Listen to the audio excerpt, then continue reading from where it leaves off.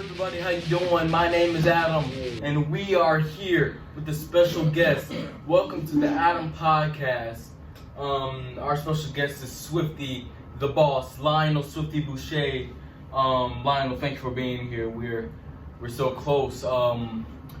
Before we start this off, I want to make sure you guys know that there will be more podcasts going on and going up. So make sure you guys stay tuned for that. Don't miss out. Alrighty. So let's get to this. Alright, Swifty. Lionel. Alright. Thank you so for having me here. What have you been up to as of late? Because I know that one of your last appearances, if I'm not mistaken, was at Armageddon when I won the championship. So what is your whole thing you're going on right now? That's going on? My day to day. It's the same as usual.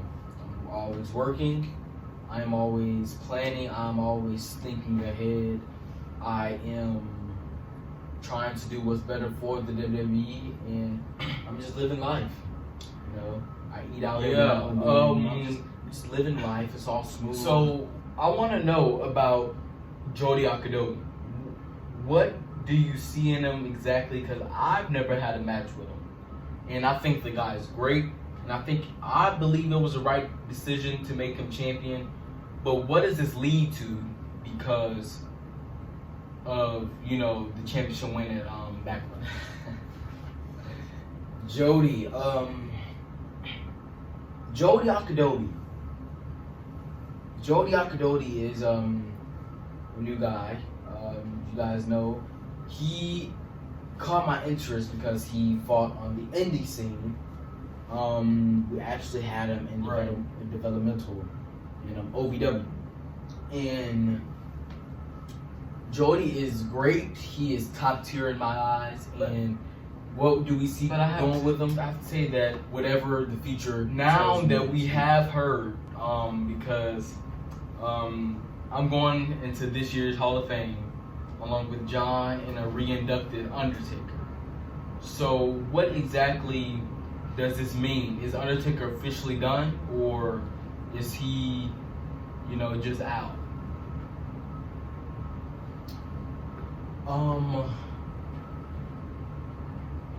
Undertaker is re-inducted because he deserves to be re-inducted. There's no doubt about that. But yeah, and he's gonna headline the Hall of Fame. All right, so what I want to get through this is that The Undertaker has had one of the best careers in the WWE, right? Undertaker is being re-inducted because of... So does this make The Undertaker a two-time Hall of Famer? Yes. Oh. It does. Yeah, he will be a two-time Hall of Famer because of this re-induction. Yeah, and is there any plans for the future for Jody Akadoti? Yes, there is a big future for Jody Akadoti. Wherever the future leads him, takes him, because he just won these championship belts. Okay, now, wherever the future takes him. Let's say, to this next topic, when your mind, your creative mind is thinking about what exactly should go on in this part or that part, and who's going to be champion, what they're going to say in their promos, what do you come up with? I know that one of the promos The Undertaker did. Now, that was a free promo, and, he was talking about taking somebody's soul for the Intercontinental Championship.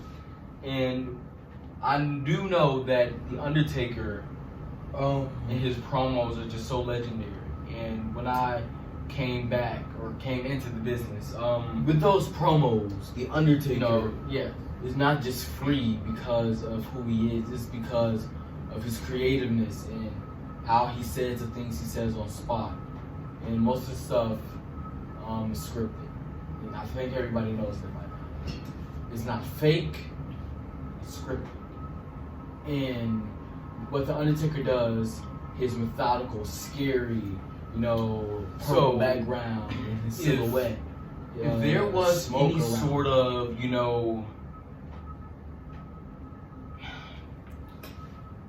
as we know, WrestleMania is the biggest stage, the granddaddy, the Mac Daddy. You know, it's the grandest stage of them all, and everybody aspires to be there. Undertaker, 13-0. The streak, a streak that probably will never get broken. What do you confide, like, why do you keep the streak alive? What symbolic thing is it with the streak? The streak, 1, 2, 3, 4, 5, 6, 7, 8, 9, 10, 11, 12, 13-0, right? He's beat the best, Psycho Sid, Diesel, Jake the Snake Roberts, Jimmy Snuka, the best of the best, right? And when you think about it, you know, Triple H, Ric Flair. Well, The streak is symbolic because of the nature of it. as we move now, on it from will one never topic be to another, Never. we have to talk about this. This is all over the internet. This is all over people's, you know, things. It's Invasion. Now, Invasion was my personal favorite because not only was I WWE champion, and thank you for allowing me to be WWE champion. Not only am I WWE champion at the time, I was with John, who came from WCW. When you think of Invasion, After you bought it. Or actually, no, you hadn't bought it yet. Right. So, what was the whole idea through that? What was the initial plan for Invasion? The whole angle and stuff.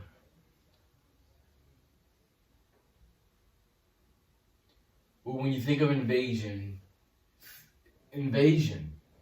WCW invaded WWE, WWF at the time. Invasion was to kick WCW off because there were already talks about having WCW off of the platform during the Monday Night Wars, which was crazy. And during that time, we were already in talks about that. So the storyline was to take WCW out the equation. Yeah, and what I did was because, you know, I was in WCW before I went to WWE, and not many people know that. Actually, really no one knows that, to be honest. And I was in WCW, which is why I was so close with John, and that's why you put him with me in my corner, right? And WCW, they treated me right, but it became a time where I said, no, I want to be with the big leagues. I want to be with the boys, the guys. I want to be with the high superstar, you know, the top superstars at the time. And so before we come back to that a little bit, I want to talk about how we just went on tour. And if I'm not mistaken, I believe you will have a go-home show for Friday Night SmackDown, which is actually tomorrow, or as of this recording. We had a tour, not like about a month ago, that led up to Backlash recently, and it was more so of me, Taker, Kane, and Jody. Yeah.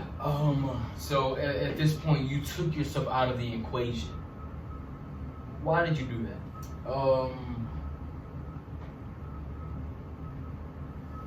There's a spotlight that's meant to be shone, and I shined the spotlight on you. I shine it on Jody, Undertaker, Kane, John, Paul, everyone. The spotlight was meant to be shone, and it shined on you guys. And that's how I approach the idea. So when I am, you know, appearing, it's special, and it means something. And what it is that I haven't, you know, because I haven't been on TV in a while. I haven't been on TV since, I believe, the Intercontinental Championship tournament. And I don't know. I feel like, you know, I'm retiring. And maybe, hopefully, I can have that one match to say, Goodbye, WWE. Right? The one match to say, thank you for what you've done. I'm going to be out of here. Do you think that will ever occur with Jody and yourself as a businessman standpoint? If you want a match and you get that match, however you make that match out to be could possibly determine when your last match is. Now, we were talking about Invasion in 2001, one of my best years. I became WWE champion. I was on top. I had the Brew persona. Look at that. I had the Brew persona, and I wanted to elaborate on not only that, but the different characters. You know, and your creative mind is just genius, and I wanted to elaborate on how things work for you, and how do you set up things. Because I remember asking this earlier. How do you do that? How do you think of the stuff you think of? WWE. The character is the real person. Not only does the person have to embody the character and make the character to be their own, but the people are the character. After Invasion, it was the ruthless aggression era, because we do know that the Attitude Era, which was, you know, Stars and Moon, ruthless aggression era, which we are currently in still. The ruthless aggression era, is there a difference between the Attitude Era and ruthless aggression era? And if so, what makes that so different? And what took the turn, the draft, the general managers, all that?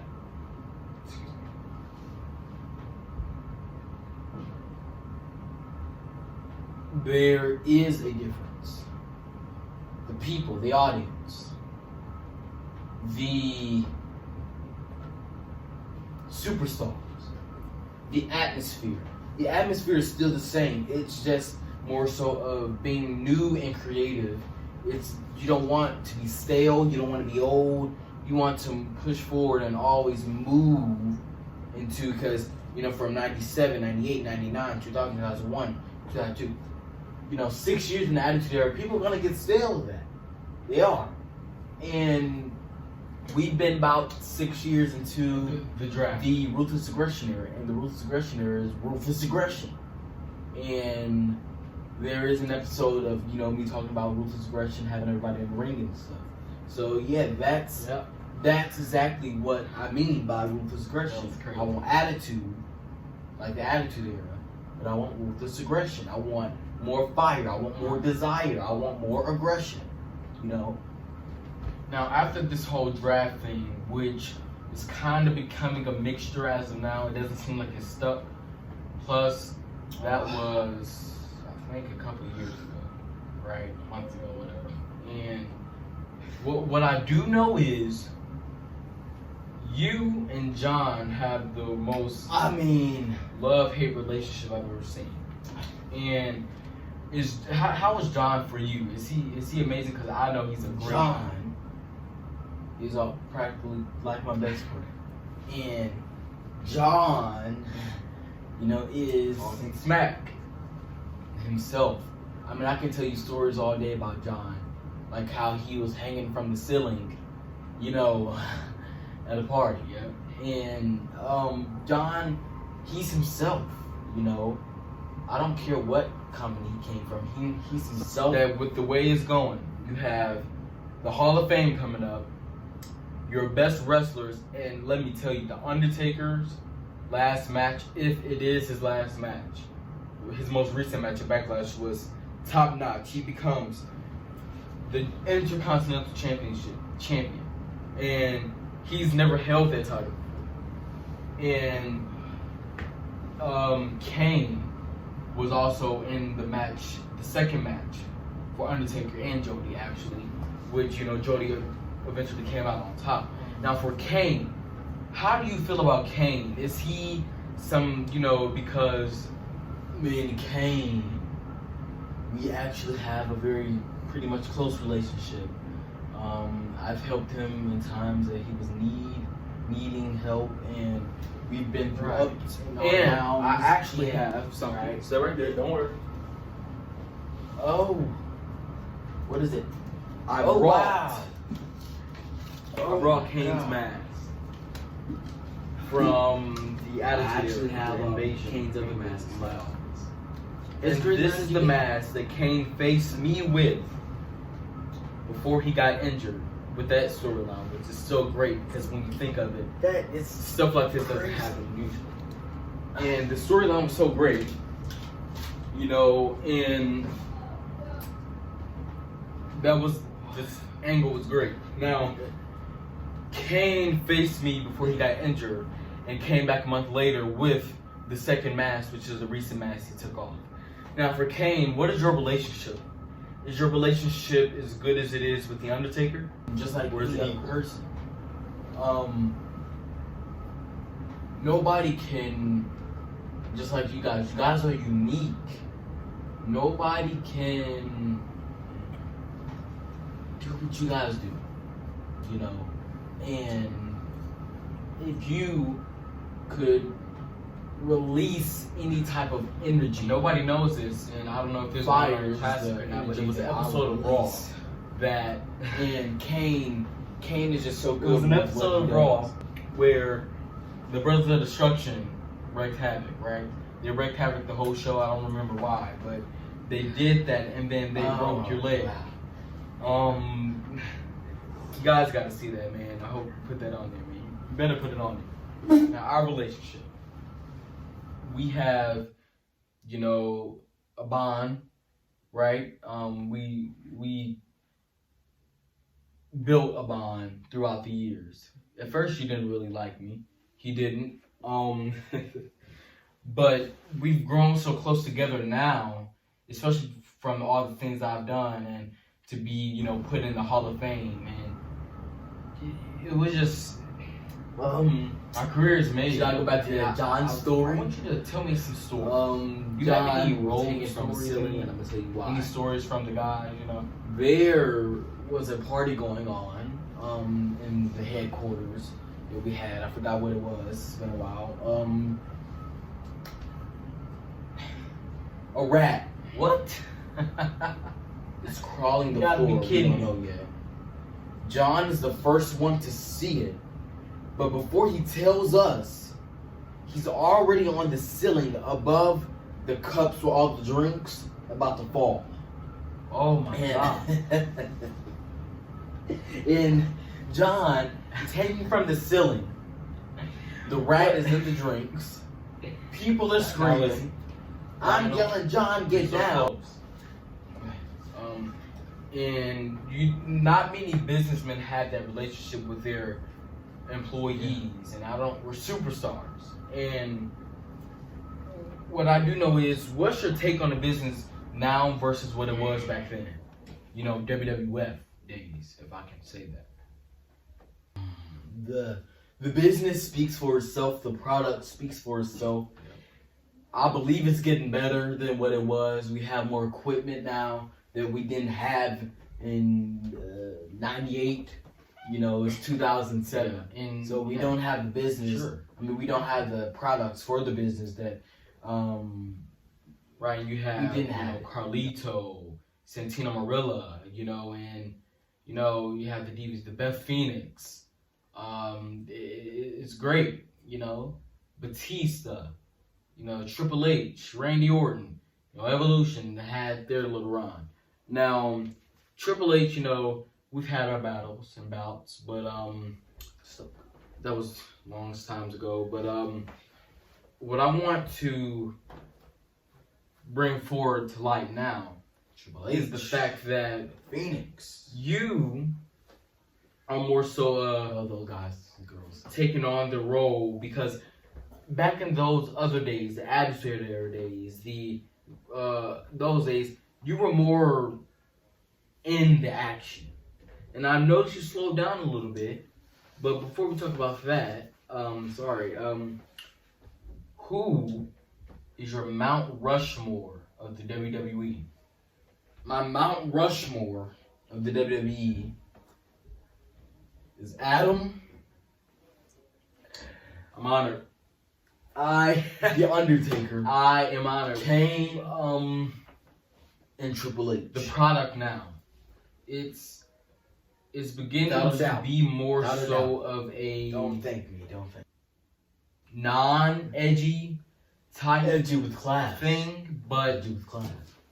I know that you're pushing forward to more entertainment. But what was the reason behind the changing of WWE's name? So yes, I am pushing for entertainment, but the reason being for the WWF was because of a business called the World Wildlife Fund, and that's the WWF, World W Wildlife WF Fund. And the thing with it is, they filed a big, huge lawsuit trying to sue the WWE now, for stealing their name, and I didn't even know they existed. They tried to file that whole thing, knock it on me, and I just said, hey, we're not about to do this whole lawsuit. That's why I did the whole promo, get the F out, right? Get the F out of here, bring the E in. World Wrestling Federation is gone, E is in, WWE, World Wrestling Entertainment. Instead of having that whole thing, we just did it subtle, didn't have to have no controversy. If we still have the name WWF, we will still have the name WWF. I wouldn't have changed it. But yeah, that there's your answer to that question. Wow. I did not know that. The World Wildlife Fund. Well, we're not done yet, but we're going to be. Now, managers. Bobby Heenan. Right? Heenan. Okay. Bobby Heenan. Paul Bearer. John. So many great managers, so many inspiring managers. Who was the best manager in your eyes? It has to be Bobby Heenan. Second. First, the Paul Bearer. Paul Bearer is right next to Bobby Heenan. Bobby Heenan managed Andre the Giant, Shawn Michaels, Ric Flair, etc., etc. Paul Bearer is right after that because Paul Bearer is definitely in my Mount Rushmore as a manager.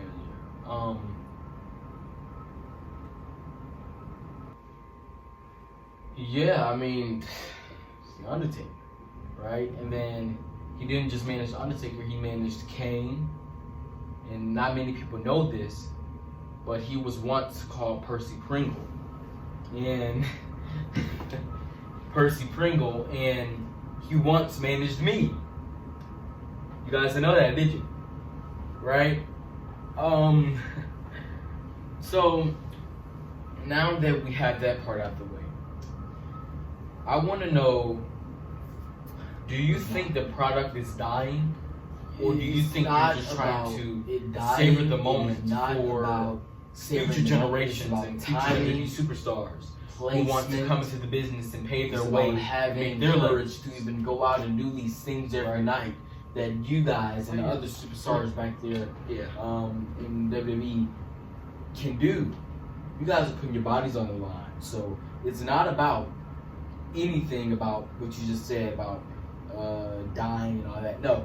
It's about you guys risking your lives every night to entertain these people. And once that happens, they're entertained, they're happy, you guys are happy. End of discussion. It's not really a thing to that, It's just really me. And If you think otherwise, then hey, All right, I have now- your own opinions. I have mine. When you So, think Yeah. of a business that is more so on the side of Yeah. not just wrestling but entertainment, how do you mix those two together Well- and have it watchable? If you know what I mean. It's not necessarily. You got to understand I this. know. WWE is entertainment, and Yeah, right. you have to understand that 80s, yeah. the creativity that goes into wrestling, performing, and telling stories at Definitely. the same time. You have to be very, very experienced in wrestling. It's not that hard to do. Being a WWE superstar requires talent, and you have people No, I'm just that saying because are good, and that's not. you so. know you had And- Hulkster, right? WCW, you know, they also had great legends, and I can't deny that. You know, I'm from there myself, and you had Stinger, the NWO, right? Yeah. For Whoa, Ric Flair, right? Can't woo like Ric Flair.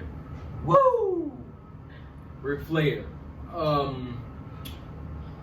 Is there a chance that we will see more from? Let's go back to the WWE Classics.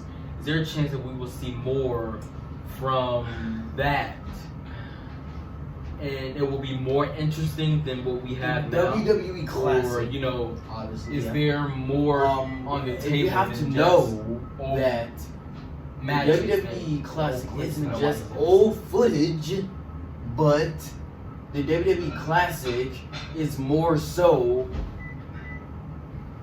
The WWE Classic is more so a not just old footage, but footage that can make you belly laugh. It can be footage that it's not even wrestling. It can be old promos that nobody's ever so- seen. That's how Thank you. the WWE Classic works. But I have to And have your take on you have Raw to love and it. SmackDown. You have to love it. You have to love to see it. Now, Raw, my home, SmackDown, Taker's home, you know, Kane's home on Raw too. I do know that you started Raw before SmackDown, right? Raw was created in '93, in SmackDown '99, and why did you bring SmackDown?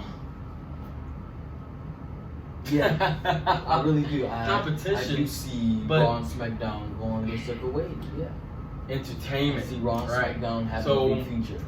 You have two brands. The brand split, which are you gonna do more of that? And yeah, so Draft. WWE and being an entertainment Right. is telling stories. Those promos, just like the '80s. Those promos. Listen, Lionel. Thank you for being on the show. Oh, thank you. Our time is up, but I want you to know that Hall of Fame is coming up. Do we have this on the screen, please? Hall of Fame. Myself, Thank you for having John, Thank you for having me here. The I really Undertaker. appreciate you letting me, say what I had to say. Is there more? You know, I thought I would get you to crack, man. Alright, man. Pound it. Alright. Now, alright. thank you for being on the show, Lionel. You were great. Thank you for asking those questions. I will see you when I see you. Thank you, everybody. This is the Adam Podcast with the special guest, Lionel Swifty Boucher, the boss, the man with the idea of the WWE. I will see you next time on another episode. Who's next?